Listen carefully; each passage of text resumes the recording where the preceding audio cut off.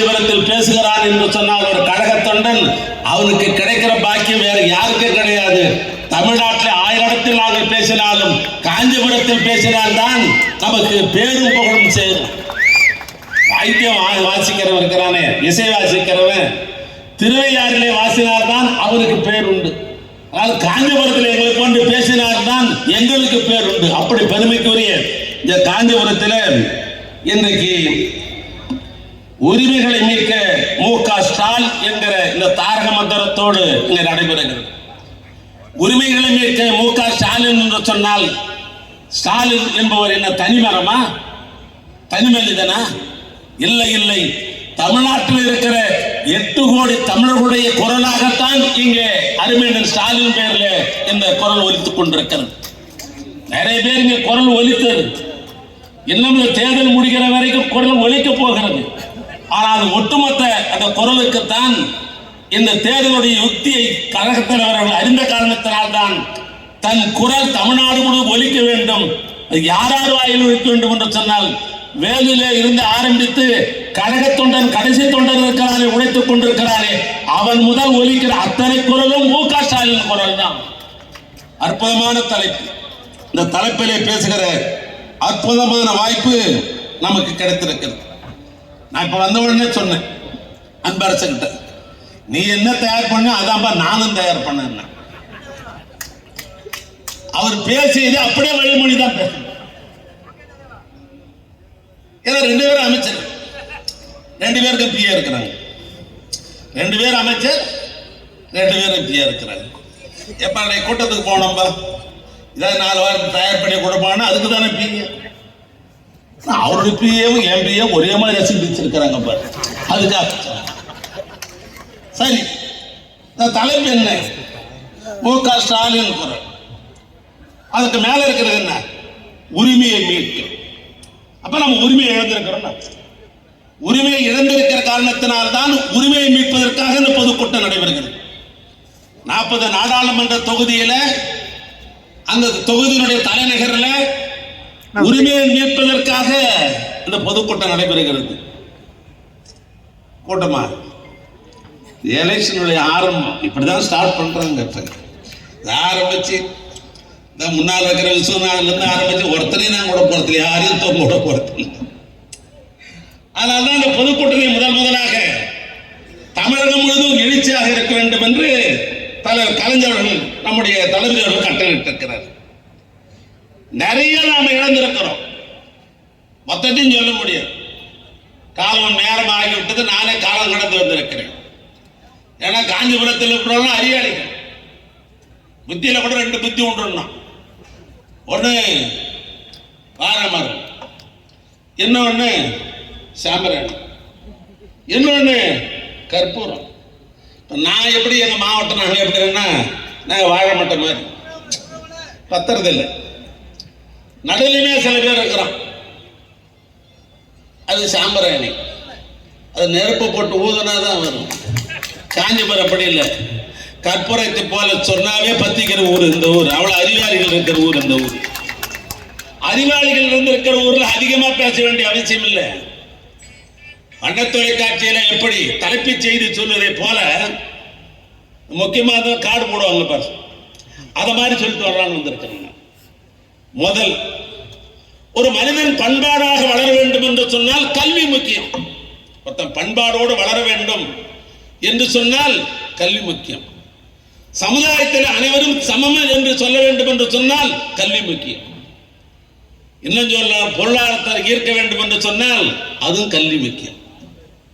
அதில் கை வச்சுட்டாங்க. முதல்ல இந்த ஒன்றிய அரசாங்கம் எதுல கை வச்சாங்க? பண்பாட்டினுடைய உருவாக்குகிற கல்வியிலே கை வைத்தார்கள். கல்வி என்பது மாநில பட்டியலில் இருந்த ஒன்று.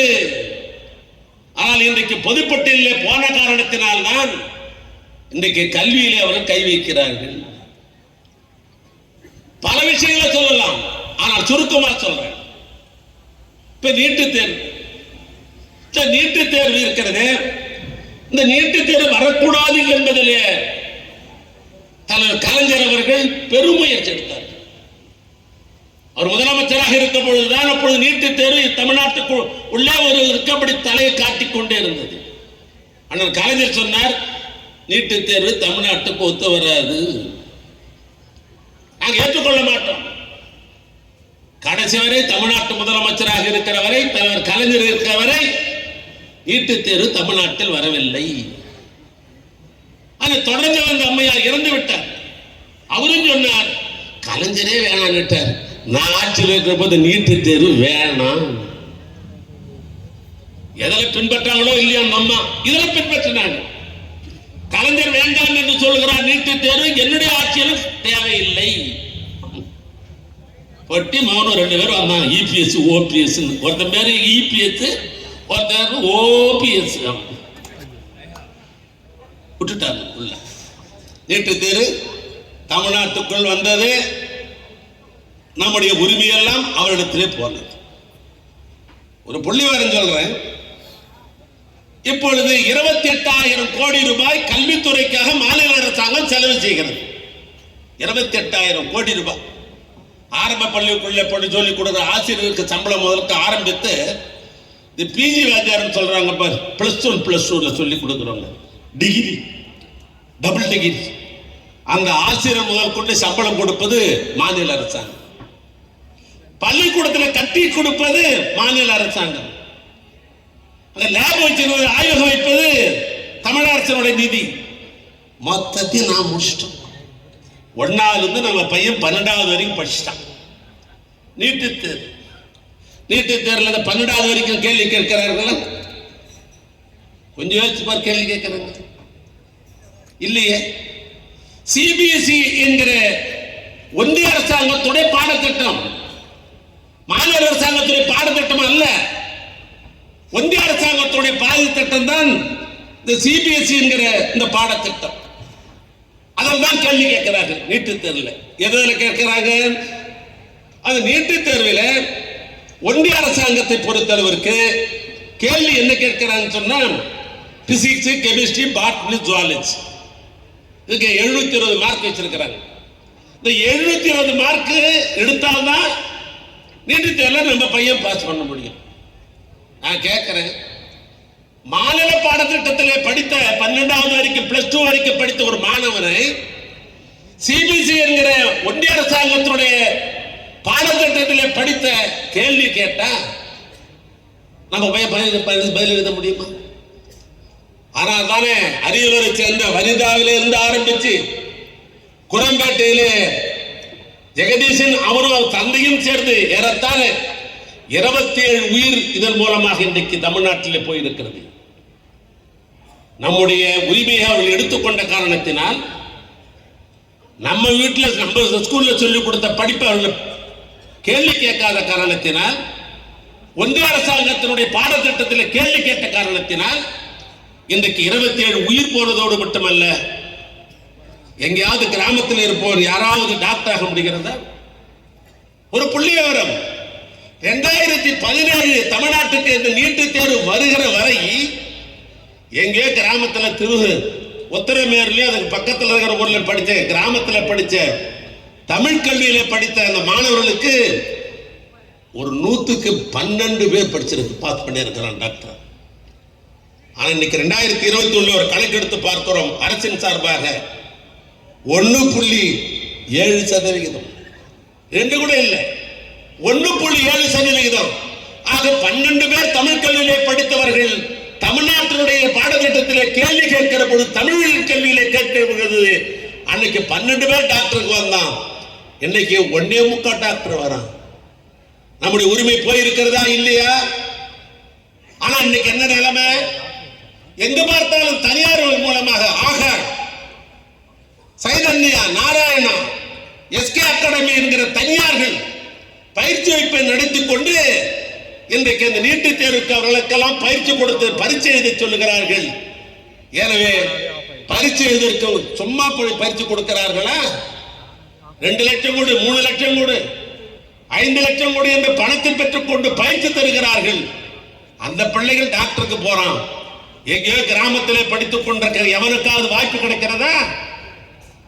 கல்வியை பொறுத்தளவுக்கு முழுக்க இன்றைக்கு ஒன்றிய அரசாங்கம் இன்றைக்கு எடுத்துக்கொண்டது. ஒரு சின்ன கணக்கு சொல்லுகிறேன். 2000 மருத்துவக் கல்லூரியை பொறுத்தளவுக்கு தமிழ்நாட்டில் 28 மருத்துவ அரசு கல்லூரி இருக்கிறது. தனியாருடைய மருத்துவக் கல்லூரி 24 இருக்கிறது. ஒட்டுமொத்தமாக 6100 MBBSக்கு இடம் இருக்கிறது. ஆனால் அந்த MBBSக்கு இருக்கிற அந்த இடத்துல இந்த நீட்டு தேர்வுக்கு வந்த பின்பு ஒன்றிய அரசாங்கம் தனக்கு 15% தனக்கு தர வேண்டும் என்ற அடிப்படையில் இன்றைக்கு அந்த 15% என்று கணக்கு பார்த்தால் நம்ம ஊர்ல காலேஜ் கட்டினது மாநில அரசாங்கத்துடைய நிதி. இங்க டாக்டர் போட்டிருக்கிறது மாநில அரசாங்கத்துடைய நிதி. இந்த சம்பளம் பெறுவது மாநில அரசாங்கத்துடைய நிதி. ஆக அத்தனையும் நம்முடைய மாநில அரசாங்க நிதியில் என்று நாம் கட்டியிருக்கிறோம். டாக்டருக்கு சம்பளம் கொடுக்கிறோம். மருத்துவக் கல்லூரி இருக்கிற HOD-யா இருக்கட்டும், பேராசிரியராக இருக்கட்டும், துணை பேராசிரியராக இருக்கட்டும், துறை தலைவராக இருக்கட்டும், அத்தனை பேருக்கு மாநில அரசாங்கம் நிதி தருகிறோம். ஆனால் ஒன்றிய அரசாங்கம் சொல்லுகிறது நீட்டு தேர்வை நான் நடத்துவேன், எனக்கு 15% எனக்கு நீ கொடு என்று சொல்லி இன்றைக்கு 915 சீட்டை இந்த தமிழ்நாடு நாம் இழந்திருக்கிறோம். ஆக நம்முடைய உரிமையை அவர்கள் எடுத்துக்கொண்டார்களா இல்லையா? கல்விதான் அப்படி அல்ல. இங்கே நம்முடைய அன்பர் ஒரு பெரிய பட்டியலை போட்டார். GST என்பதை பற்றி இங்க ஒரு பட்டியல் போட்டார்.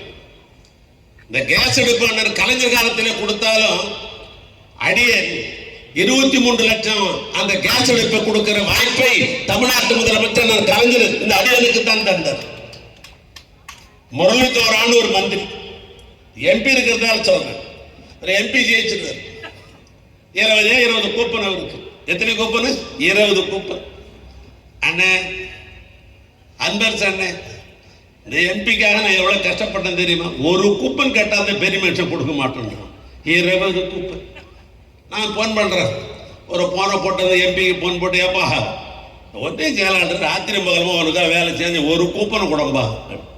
அண்ணே இருந்த கூப்பன்லாம் கொடுத்துட்டேன், குறிச்சி வச்சுக்கிறேன். அடுத்த முறை வரும்போது நான் அடுத்த வருஷம் கொடுக்கிற பொழுது 20 கூப்பன். ஒரு எம்பிக்கே 20 கூப்பன் தான்.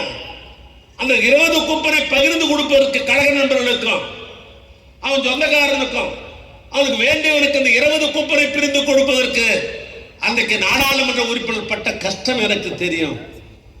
ஆனால் தலைவர் கலைஞர் அவர்கள் தான் ஒரு கூப்பன் 2 கூப்பன் வேணாம், தமிழ்நாட்டுக்கு 1 அல்ல 2 அல்ல 23 லட்சம் கூப்பன்களை அன்றைக்கு முரளிதரா என்கிற பெட்ரோல் துறை அமைச்சருக்கு தொலைபேசியிலே தொடர்பு கொண்டு அடியன் தான் நான் சென்றேன். அவர் பாம்பேக்காரர். அவரு காங்கிரஸ் பேரியக்கம் திராவிட முன்னேற்ற கழகம் இரண்டும் 1.5 ஆட்சி செய்த காலம் மன்மோகன் சிங் பிரதம அமைச்சர். ஒரு முறைக்கு 3 முறை அந்த தோராவை நான் பார்த்திருக்கிறேன்.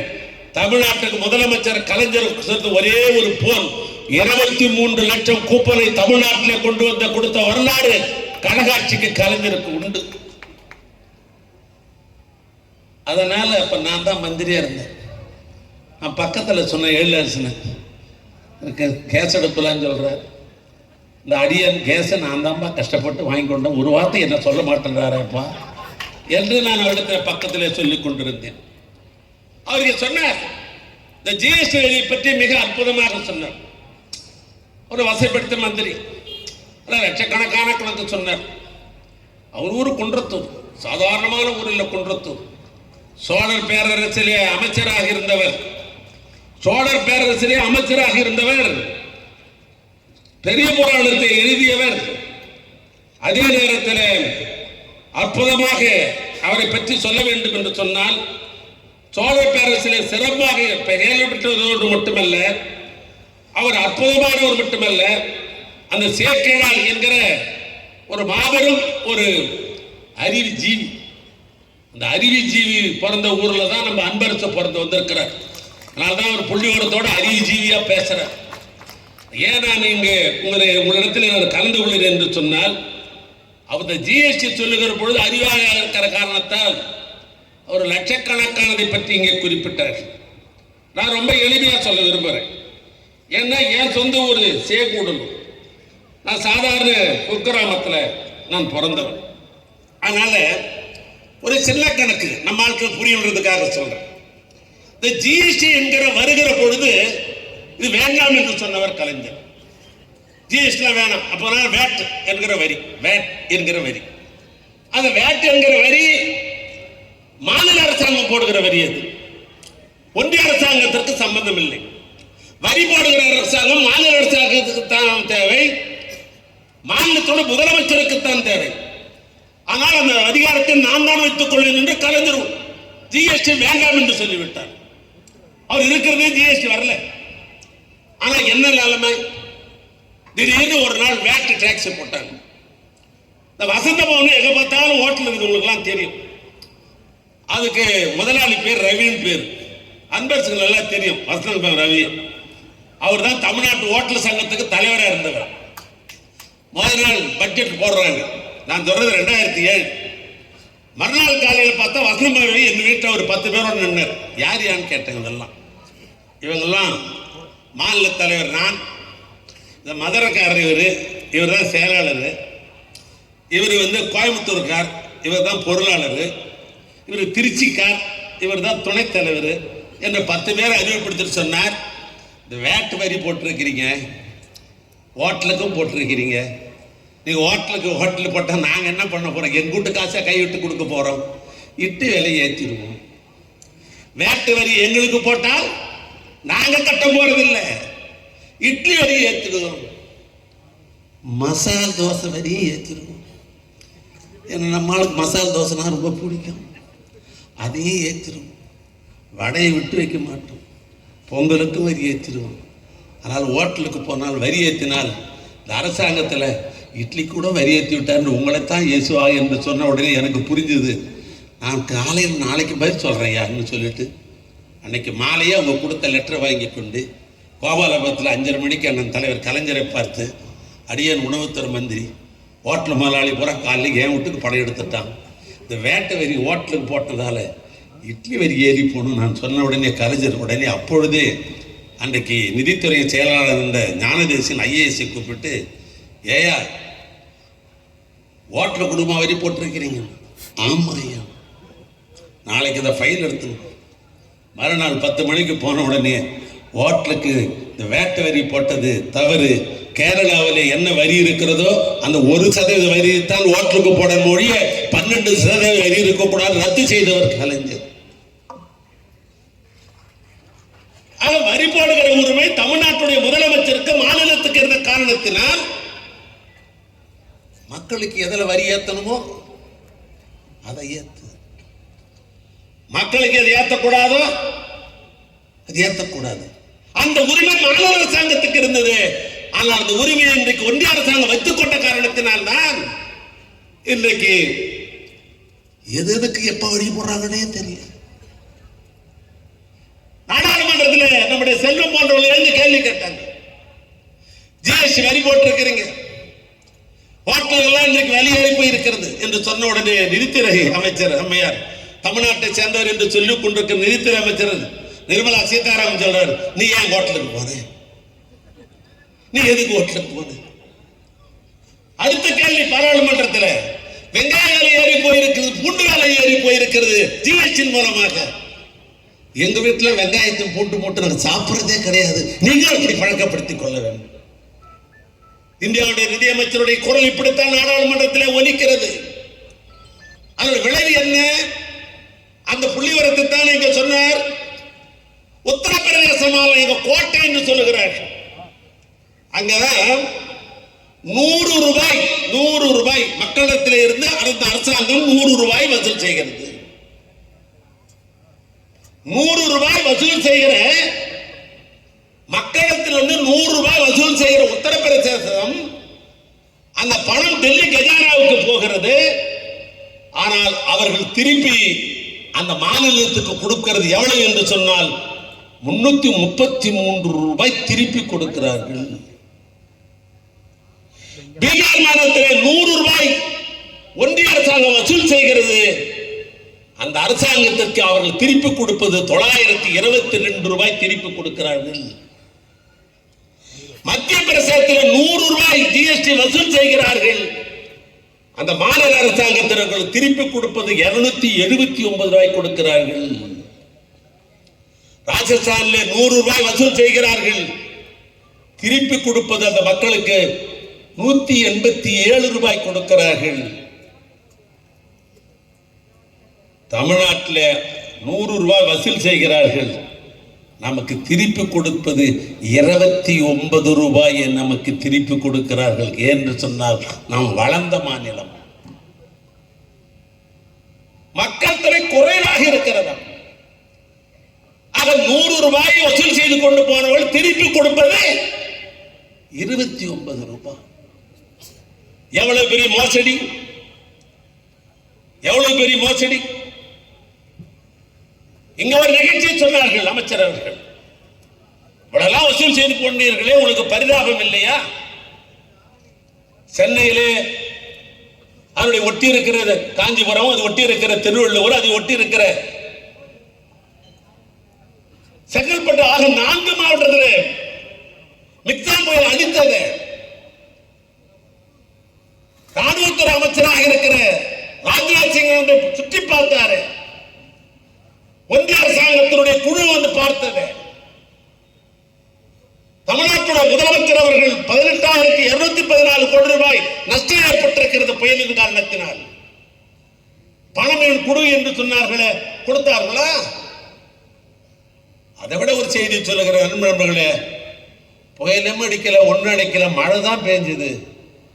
தென்னகத்தில் தூத்துக்குடியை ஒட்டி இருக்கிற திருநெல்வேலி, தென்காசி, கன்னியாகுமரி ஆகிய 4 மாநிலத்தில் 4 மாவட்டத்தில் மழைதான் பெய்து, பெரிய புயல் கூட அடிக்கவில்லை. இந்த மழையின் காரணத்தினால் தாமிரபரணி பெரும் வெள்ளம் எடுத்த காரணத்தினால் ஏறத்தாழ 10 இடங்களிலே ஆறே உடைந்து போன காரணத்தினால் 144 இடங்களிலே ஒரு ஊருக்கு ஒருத்தர் போக முடியாத நிலைமை தூத்துக்குடி மாவட்டத்தில் மிக மோசமான நிலை இருந்தது. மாண்புமிகு முதலமைச்சர் அவர்கள் நேரடியாக பிரதம அமைச்சர் மோடி அவர்களுக்கு நேரடியாக பேசினார்கள். உடனே பிரதமர் சொன்னார், நாளைய தினமே நான் அமைச்சரை அனுப்பி வைக்கிறேன், அதுவும் பணம் கொடுக்கிற அமைச்சரை அனுப்பி வைக்கிறேன், நிதி அமைச்சர் அமைக்க வைக்கிறேன்.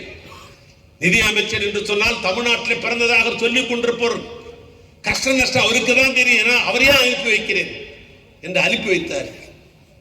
தூத்துக்குடிக்கு அந்த அம்மையார் நிர்மலா சீதாராமன் இறங்குகிறார்கள். அடிய நானும் நிதித்துறையுடைய அமைச்சராக இருக்கிற அருமை சகோதரர் தங்க தென்னரசு அவர்களும், அங்கே உள்ளூர் அமைச்சராக இருக்கிற அருதா ராதாகிருஷ்ணன் சகோதரி கீதா ஜீவனும் அந்த அம்மையாரை வரவேற்றதோடு மட்டுமல்ல, அந்த அம்மாவோடு காலையிலிருந்து நாங்களே பயணம் செய்கிறோம். இரவு 11 மணி ஸ்ரீவைகுண்டம் பகுதியில், அந்த பகுதியில் வந்து சுற்றுப்பயணத்தை முடித்துக் கொண்டு 11 மணிக்கு ஏரல் என்கிற ஊருக்கு வருகிறார்கள். ஏரல் என்பது குட்டி ஜப்பான்.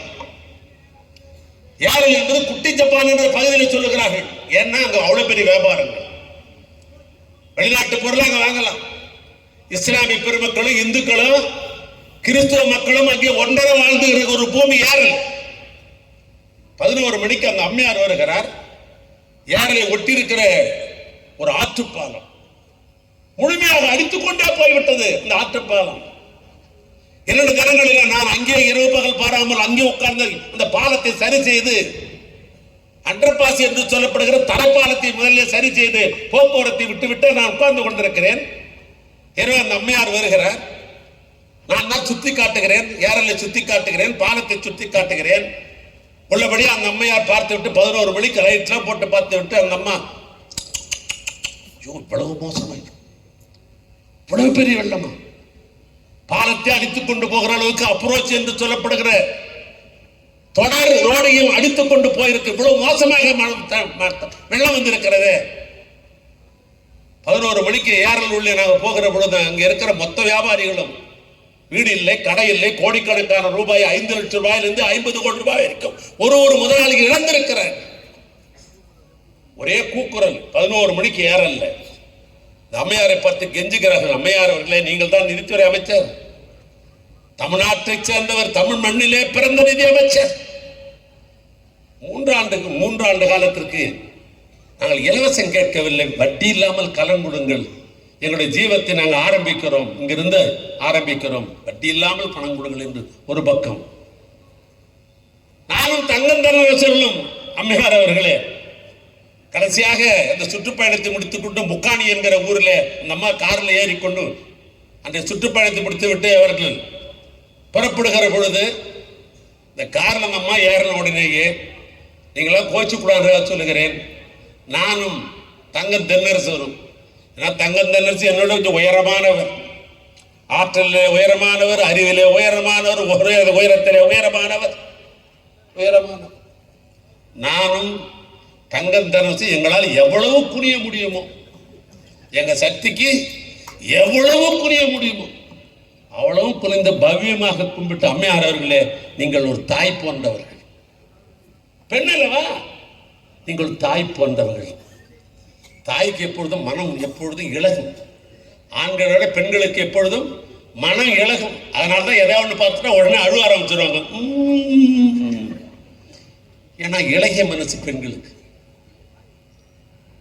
நீங்கள் தாய் போன்றவர்கள்.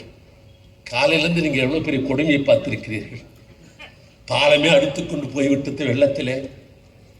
நிற்கதியாக நிற்கலாம். ஏரலில் இருக்கிறது குட்டி ஜப்பான்ல வியாபாரியா இருந்தவன் காலையிலிருந்து வந்து நான் போய் கொண்டிருக்கிறோமே, 144 இடங்களிலே பாதையெல்லாம் உடைபட்டு கிடக்கிறது. டெம்பரவரியாகத்தான் பாதை அமைக்கப்பட்டிருக்கிறது. பல கோடி ரூபாய் இன்றைக்கு இந்த பகுதியில் சேதமடைந்திருக்கிறது. சேதம் என்று எடுத்துக்கொண்டோம் என்று சொன்னால் கிட்டத்தட்ட 19,695 கோடி ரூபாய் சேதம் அடைந்திருக்கிறோம். முதலமைச்சரிடத்தில் இப்ப சொல்லுகிறோம், அம்மையார் அவர்கள் கனிவோடு பார்த்தார்கள். அம்மையார் நிதி அமைச்சர் நம்முடைய மக்களை கனிவோடு பார்த்தார்கள். எங்களுக்கு நம்பிக்கை இருக்கிறது. நாங்கள் முதலிடத்தில் சொல்லுகிறோம், போன உடனே பிரதமரை பார்த்து பணம் கொடுங்கள், வயிறார சாப்பிடுவதற்கு அந்த பகுதி மக்களுக்கு பணம் கொடுங்கள், நிற்கதியாக நின்று கொண்டிருக்கிறது வியாபாரிகளுக்கு கடன் கொடுங்கள், வட்டி இல்லாத கடன் கொடுங்கள், பாலத்தை கட்டுவதற்காக பணம் கொடுங்கள் என்று எங்களால் முடிந்த அளவிற்கு குனிந்து பையமாக சொல்லி, அம்மையார் தாய் உள்ள கொண்டவர்களே பணத்தை அனுப்புங்கள் என்று சொன்னோம். நாங்களும் டெல்லியிலேருந்து வர்ற விமானத்தையும் பார்க்கிறோம், வர்ற ட்ரெயினையும் பார்க்கிறோம். பணம் வரும் வரும் வரும் என்று பார்க்கிறேன், பணம் வரவில்லை. ஆனால் அவர்கள் சொன்னது போல பிளேன் தான் வந்து இறங்குறத ஒளி பணம் இது வரைக்கும் வந்ததா? எந்த முகத்தை வைத்துக் கொண்டது நாடாளுமன்ற தேர்தலில் நீங்கள் சந்திக்க வருகிறீர்கள்? எங்களுடைய உணர்வை புரிந்து கொள்ளாதவர்கள் எந்த முகத்தை வைத்துக் கொண்டு இங்கே வருகிறீர்கள்? ஆனால் பிரதமர் பிறந்திருக்கிற குஜராத்தில் பட்டேல் சிலைக்கு 3000 கோடி ரூபாய், 3000 கோடி பிரதமருடைய பேரில் ஒரு ஸ்டேடியம் கட்டுகிறார்கள், அதற்கு 800 கோடி ரூபாய். பாராளுமன்ற கட்டடம் பிரமாதமா இருக்கிறது. எல்லாம் சுந்தர அற்புதமா போட்டிருக்கிறார் நோட்டீஸ். இந்த பாராளுமன்றம் பிரமாதமா இருக்கிறது. இன்னும் 100 ஆண்டு காலத்திற்கு இந்த பாராளுமன்றம் ஒன்றாகாது. சிறப்பான பாராளுமன்றம். அங்கதான் போய் சென்ட்ரல் ஹால் நல்லா சாப்பிட்டுக்கிட்டு வந்திருக்கிறார். சென்ட்ரல் ஹால் தான் எல்லாம் உட்காந்து சாப்பிட்ற இடம். அற்புதமான கட்டடம். பாஸ்வாயி நாங்களாம் போயிருக்கிறோம், நானும் அன்பரசெல்லாம் பாஸ்வாயின்னு போயிருக்கிறோம். ஆனா அந்த பாராளுமன்றம் வேண்டாம், நான் ஒரு புதுசா பாராளுமன்றம் என்று சொல்லி அதற்கு 917 கோடி ரூபாய். அதோட உத்தரப்பிரதேசத்தில் இந்த பசு பாதுகாப்பு அது என்னன்னு புரியல. மாட்டு பொங்கல் வந்ததுன்னு சொன்னா நானும் சுந்தரலாம் அன்பரசில் சேர்த்துக்க முடியாது. நீ பணக்கார விட்டு பிள்ளை, குன்றத்தூரி, நீ நான் குப்பங்கூடலூர், சுந்தரம் என்ன மாதிரி ஒரு கிராமத்தான். அதனால சொல்கிறேன், பொங்கல் வருதுன்னு சொன்னால் நாங்கள் மாட்டை கழுவுவோம், நெத்திக்கரு கட்டுவோம், சலங்கை போடுவோம், மூக்கடாங்கயிறு போடுவோம். எங்கள் தாய்மார்கள், என்னை பெற்றெடுத்து என்னோட அன்பு தாய்மார்கள், என் சகோதரிகள், என் துணைவியார் மாட்டு பொங்கல் சென்டிமெண்ட்டாக மாட்டெல்லாம் கழுவிட்டு நல்லா பிடிச்ச பெயிண்ட். நமக்கு என்ன பெயிண்ட் பிடிக்கும்? கருப்பு சிவப்பு தான் பிடிக்கும். அதனால கருப்பு சிவப்பு கொம்புக்கு அடிச்சுட்டு மாலை நேரத்தில் அதற்கென்று ஒரு பொங்கலை வச்சு, அந்த பொங்கலை அறுசுவையோடு எப்படி மனிதன் உண்ணுகிறானோ அதை போல வடை போட்டு, பாயாசத்தை போட்டு, பொரியலை போட்டு, கொட்டை போட்டு, அத்தவத்தையும் போட்டு பெசஞ்சு அந்த மாட்டுக்கு அதை கொடுக்கிற அந்த வரலாறு இருக்கிற, அதில் இருக்கிற மகிமை ஒரு விவசாயிக்கு வேற யாருக்கும் இருக்காது. அப்படித்தான் நாங்கள் பசுவை நாம் பார்த்துருக்கிறோம். ஆனால் உத்தரப்பிரதேசத்தில் இன்றைக்கு பசு பாதுகாப்புக்காக ஒதுக்கப்பட்டிருக்கிற பணம் 750 கோடி ரூபாய். என்ன பாதுகாக்கிறான்னு தெரியல எனக்கு. பசுவை பாதுகாக்கிறதுக்குன்னு ஒரு 750 கோடி ரூபாய் பணம் ஒதுக்கிறாங்க. செல்வன்னா அதுக்கெல்லாம் நீ சட்டத்தை பாராளுமன்றத்தில் கேள்வி கேட்கணும். அது பரவாயில்லை. இந்த கான்ஸ்டன் ரவீந்திரன் வந்திருக்கிறார். அவர் ஒரு பேராசிரியர், ஒரு துறை தலைவர், கல்லூரியில் பணியாற்றியவர். அவர் சயின்ஸ் வாஜார் லேபுக்கு போனான்னு சொன்னாக்கா அதை பத்தி ஒரு ரிசர்ச் பண்ணலாம். பிசிக்ஸ் இருக்கிறாருன்னு வச்சுக்க, பிசிக்ஸ் படிச்சவன் தான் இன்னைக்கு பார்த்தீங்கன்னாக்கா மேல என்ன விடுறான் சொல் பார்ப்போம். ஏரோப்ளேன் விடுறதுல இருந்து ஆரம்பிச்சு, அணுகுண்டு தயாரிதல இருந்து ஆரம்பிச்சு,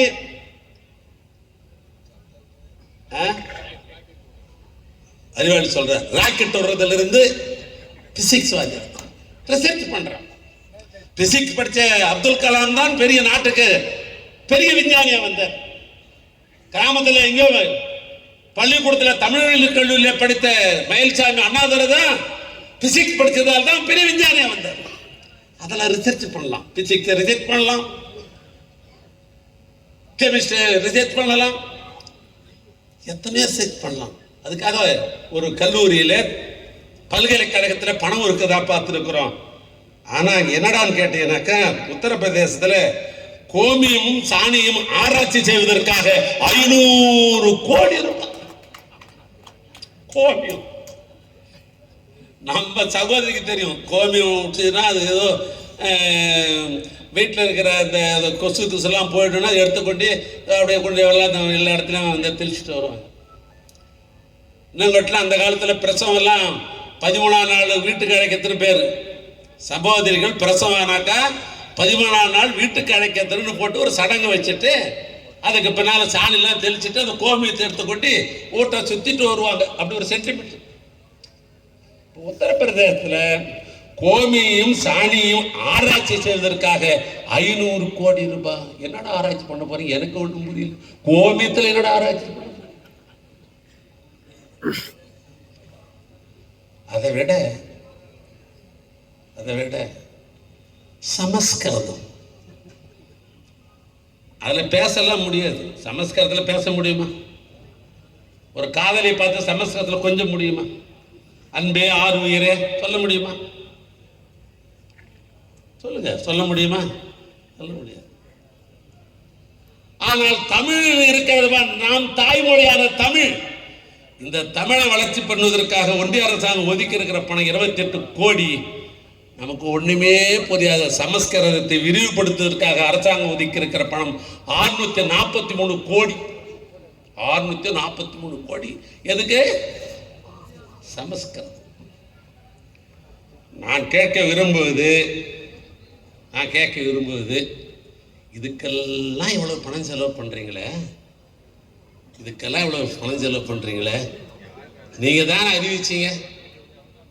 மதுரையில எய்ம்ஸ் மருத்துவக் கல்லூரி நீங்க தானே அறிவிச்சீங்க. நாங்களாம் அறிவிச்சோம். என்னை இங்கே பேசுவதற்காக விழிப்பதற்காக வருகின்ற நம்முடைய சுந்தரவர்கள் ஒன்றை சொன்னார்கள். 100 ஆண்டு காலம் இன்றைக்கு ஸ்பெஷாலிட்டி ஹாஸ்பிட்டல் அளவுக்கு சிறப்பு மருத்துவமனை இன்றைக்கு 250 கோடி ரூபாயிலே கிண்டியிலே தலைவர் கலைஞர் ஆட்சியில் தளபதி ஆட்சியில் கட்டப்பட்டிருக்கிற ஒரு செய்தியை சொல்றார். அறிவிச்ச முதலமைச்சர் அறிவித்த 15 மாதத்துல இந்த ஆஸ்பத்திரி வருகிறது. 4 ஆண்டு காலத்துக்கு முன்னால் அறிவிச்ச அதான் தம்பி 5ஆம் தலைமுறை திராவிட இயக்கத்தினுடைய 5ஆம் தலைமுறை தம்பி உதயநிதி ஸ்டாலின் ஒரே ஒரு செங்கல் வச்சு தமிழ்நாடு பூரா சுத்திட்டு அவனை மொத்தத்தை தோக்கடிச்சிட்டார் போன தேர்தல். என்ன தெரியுமா?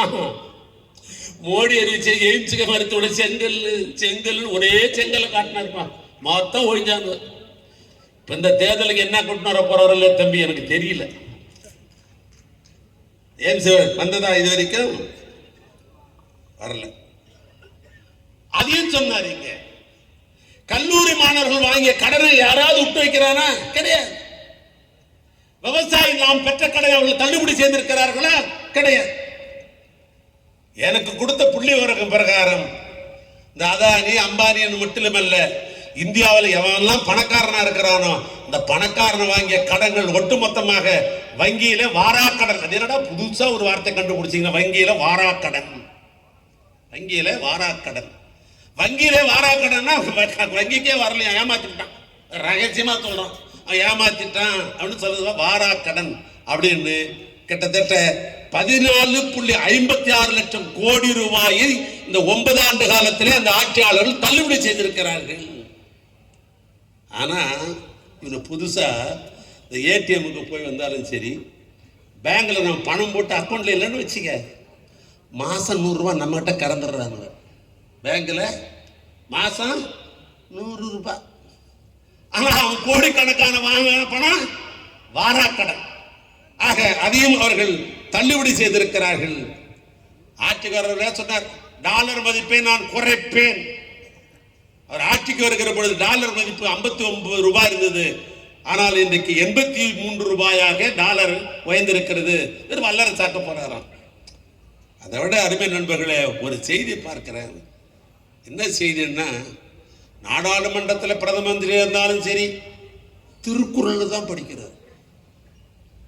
ஐநாவுக்கு போனாலும் திருக்குறள் தான் படிக்கிறார். அவன் கட்சிக்காரர் சொல்றான், என் பிரதம மந்திரி திருக்குறள் படிக்கிறார், திருக்குறள் படிக்கிறார். ஒண்ணு இல்லை. முதலமைச்சரோடு நானும் திருச்சிக்கு பக்கத்தில் ஒரு நிகழ்ச்சி நடந்தது. புதிய விமானம் தொடக்க விழா. நான் நெடுஞ்சாலைத்துறை அமைச்சர் என்கிற காரணத்தினால் பூவோடும் சேர்ந்த நாறு மனம் பெறுவதை போல முதலமைச்சரோடு நானும் ஒட்டிக்கொண்டு போனேன் மேடைக்கு. முதலமைச்சர் தன்னுடைய உரையை ஆரம்பிக்கிற பொழுது திருக்குறள் தான் சொன்னார். ஐநாவுக்கு போனால் திருக்குறள் தான் சொல்றார். நாடாளுமன்றத்தில் துறை அமைக்கிற பொழுது கூட திருக்குறள் தான் சொல்றார். அடுத்து சொல்றார், திருக்குறள் எனக்கு ரொம்ப பிடிக்கும். தமிழ் மொழி இருக்கிறதே, அது பாரம்பரியமான மொழி, அது எனக்கு ரொம்ப பிடிக்கும், ரொம்ப பிடிக்கும். சொல்வது யார்? இந்தியா ஆளுகிற பிரதமர். நானும் அன்பரசு அவர்களும் மாநில அமைச்சராக இருக்கிற காரணத்தினால் நாங்கள் பெரிதும் மதிக்கிற பிரதமர், ரொம்ப மதிக்கிறோம். அந்த பிரதமர் திருக்குறளை தான் ரொம்ப பிடிக்கும், தமிழ் ரொம்ப பிடிக்கும்ன்றார். நான் கேட்கிறேன், உங்களுக்கு தான் ரொம்ப தமிழ் பிடிக்கும்? அது பாரம்பரியமான மொழி, பழமையான மொழி, 4000 ஆண்டுகளுக்கும் முந்தைய மொழி தமிழ் மொழி எல்லாம் சொல்றாரு.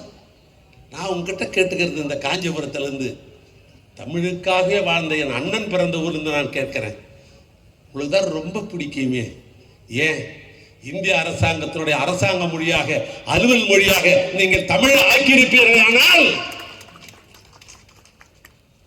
உங்களுக்கு தமிழ் பிடிக்கும் அப்படி என்று நானும் ஒத்துக்கொள்வேன். ஆனால் நடக்குதா? நடக்கலையே. விலைவாசி பிஜேபி காரன் பேசுறான், விலைவாசி ஏறிவிட்டது. தாங்களா காரணம் இருக்கு? நீ ஜிஎஸ்டி போடலாம், ஏன் விலை ஏறப்போகுது? நீ ஜிஎஸ்டி போடலன்னா அதைத்தானே சொன்னார். ஜிஎஸ்டி 5% ஆரம்பிச்சு 28% வரைக்கும், 5 ஆரம்பிச்சு 5, 9, 12, 18, 28. அப்ப பொருளாதார ஏறுமா ஏறாதா? இவர் பிரதமரா வருகிற பொழுது இதே காஞ்சிபுரத்தில் அரிசி கடையில் வித்த விலை 1 கிலோ அரிசி 29 ரூபாய். இன்னைக்கு போய் கேட்டீங்கன்னா 60 ரூபாய். வட இந்தியாவில் உற்பத்தி செய்கிற கோதுமை 22 ரூபாய். ஆனா இன்னைக்கு 48 ரூபாய். தோரம் பருப்பு 2014 74 ரூபாய். ஆனா இன்னைக்கு 155 ரூபாய். ஒண்ணு வேணும், இந்த மொப்பட்டுன்னு ஒண்ணு இருக்குது பார், மொப்பட்.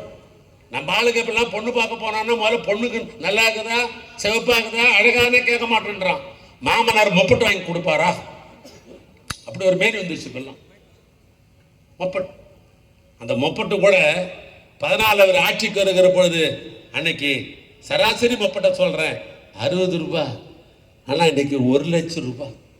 60,000 எங்க, 1 லட்சம் எங்க? மொப்பட்டு இல்லாத ஊரே கிடையாது. இங்க தாய்மார்கள்லாம் வந்திருக்கிறாங்க. அன்றாடம் நீங்க பயன்படுத்துவது கேஸ் அடுப்பை பற்றி அன்பரசுங்க பேசினார். அன்றைக்கு இந்திய அரசாங்கத்தை ஆண்ட காங்கிரசும் திமுக ஒன்றாக இணைந்து ஆட்சி நடத்திய பொழுது அன்றைக்கு 400 ரூபாய். ஆனா இன்னைக்கு கேஸினுடைய விலை எவ்வளவுன்னு கேட்டீங்கன்னா 937 ரூபாய். ஒரு பக்கம் விலைவாசி ஏற்றிட்டீங்க, ஒரு பக்கம் ஜிஎஸ்டி என்கிற பேர்ல வரியை போட்டு எங்களை கொல்றீங்க, எங்களுடைய உரிமையெல்லாம் நீங்கள் பறித்து கொண்டீர்கள். எனக்கு என்ன ஞாபகம் வந்தது என்று சொன்னால், அண்ணன் கலைஞருடைய கதைவசனத்திலே மலைக்கல்லன் என்ற ஒரு திரைப்படம். மந்திரி கோபிநாத் தான் மக்கள் தலைவர் எம்ஜிஆருக்கு கதாநாயக அந்தஸ்து வந்தது. பராசத்திலே சிம்மக்குரல் சிவாஜி கணேசன் நடித்த காரணத்தினால்தான் கலைஞர் கதைவசனத்தில் தான் அவருக்கும் வந்தது. தமிழ்நாட்டிலே முப்பெரும் நடிகர்களாக சிறப்பு நடிகர்களாக இருந்த எஸ் ராஜேந்திரனும் சரி, மக்கள் தலைவர் எம்ஜிஆரும் சரி, சிம்மக்குரல் சிவாஜி கணேசன் இவளுக்கெல்லாம் திரையுலகத்திலே கதாநாயக அந்தஸ்து வந்ததுக்கு காரணம் தலைவர் கலைஞருடைய திரைக்கதை வசனம் தான் அதற்கு காரணம். அந்த கதான வசனத்தில் தான் மலைக்கல்லன் ஒரு படம். சின்ன வயசுல நான் டூரிங் டாக்ஸில் பார்த்து ஞாபகம் இருக்குது. தண்டராம்பட்டில் ஏன்னா எங்கள் ஊருக்கு பக்கத்தில் தண்டராம்பட்லாம் டூரிங் டாக்ஸ். எங்கள் ஊரில் டூரிங் டாக்ஸ் கிடையாது, ரொம்ப குக்கிராமம் நம்ம கிராமம். டூரிங் டாக்ஸில் நான் பார்த்தேன், அது இப்போது நினைவுக்கு வந்தது. அதெல்லாம் ஒரு அற்புதமான பல்லவி போட்டிருப்பாங்க. எத்தனை காலம்தான் ஏமாற்றுவார்கள் இந்த நாட்டிலே, சொந்த நாட்டிலே, நம் நாட்டிலே சத்தியம் தவறாத உத்தமர் போல் நடிப்பார், சத்தியம் தவறாத உத்தமர் போல் நடிப்பார், மோடி நடிப்பார், இந்த தேர்தலில் நடிப்பார். ஆனால் நம்மளாம் உஷாரா இருக்குன்னு சொல்றேன். இப்படி நடிப்பார் என்பது மலர்கடலிலே கலைஞர் அந்த காலத்திலே எழுதிவிட்டார். அவருடைய தம்பியாக இருக்கிற நாமெல்லாம் இன்றைக்கு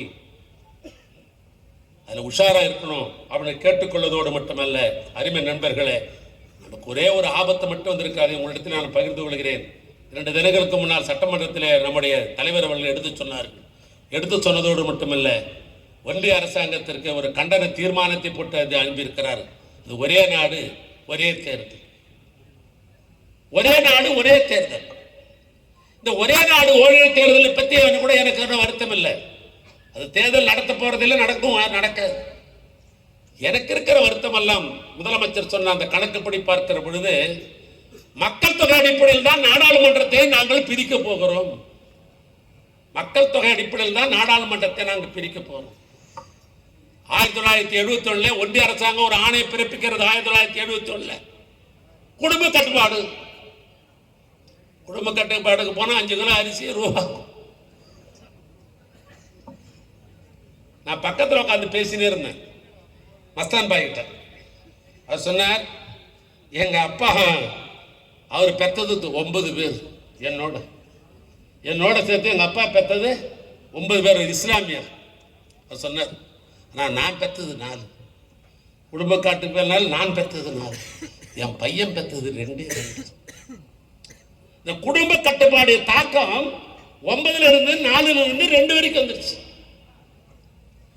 சில நேரங்களில் தமிழ்நாட்டு முதலமைச்சராக இருக்கிற அண்ணன் கலைஞர், நம்முடைய அண்ணன் தளபதியார் அவர்கள் திருமணத்தில் போகிற பொழுது வாழ்த்துக்கிற பொழுது சொன்னார், ஒரு காலத்தில் ஆசைக்கு ஆண் பெண்ணுக்கு, ஆஸ்திக்கு ஆண் ஆசைக்கு பெண் என்று 2 என்று சொன்னார்கள். இல்லை இல்லை, ஒன்றே ஒன்று போதும், கண்ணே கண் என்று ஒன்று பெற்றால் போதும் என்று சொல்வார்கள். இப்படி நாம் 71 இருந்து தமிழ்நாட்டில் இந்த குடும்ப கட்டுப்பாடை பின்பற்றிய காரணத்தினால்